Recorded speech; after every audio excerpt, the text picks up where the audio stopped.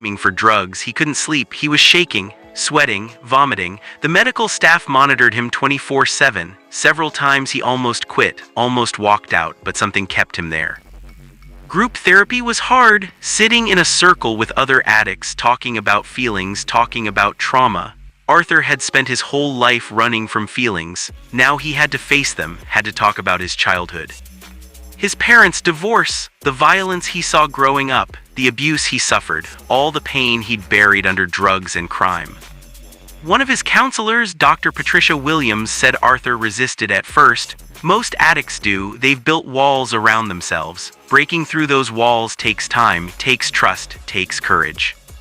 Slowly, Arthur started to open up, started to talk about things he'd never told anyone, about the shame he felt, about the guilt, about hating himself, about wanting to die sometimes, about feeling like he'd wasted his entire life.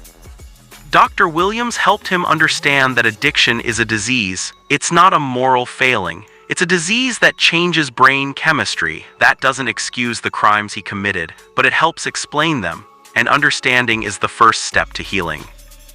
Arthur also had to face the harm he'd caused, the people he'd stolen from, the families he'd hurt, the fear he'd created. In one therapy session, they had him write letters to his victims, apologizing, taking responsibility. He cried as he wrote them. He also had to face his own family. His mother visited after 2 months. She barely recognized him. He'd gained weight, looked healthier. His eyes were clear for the first time in decades. They hugged and both cried. Arthur told her, "Mom, I think I'm going to make it this time. I really think I can do this." Margaret wanted to believe him. She'd heard promises before, but something about this time felt different.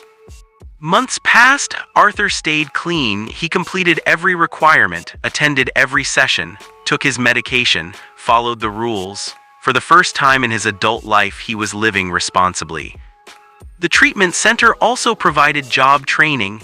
Arthur learned basic computer skills, took classes in carpentry, got his forklift certification, things that could help him get a real job when he got out. He also started mentoring newer residents at the treatment center, guys who were where he'd been months earlier, angry, resistant, hopeless. Arthur told them his story, showed them that change was possible, that if he could do it, they could too. One of the guys he mentored, a 32-year-old named Marcus, said Arthur saved his life. Marcus was ready to walk out, go back to the streets, back to drugs. Arthur talked him into staying. Told him, "Man, I'm 49, I wasted 30 years, you're 32, you got time, don't waste it like I did."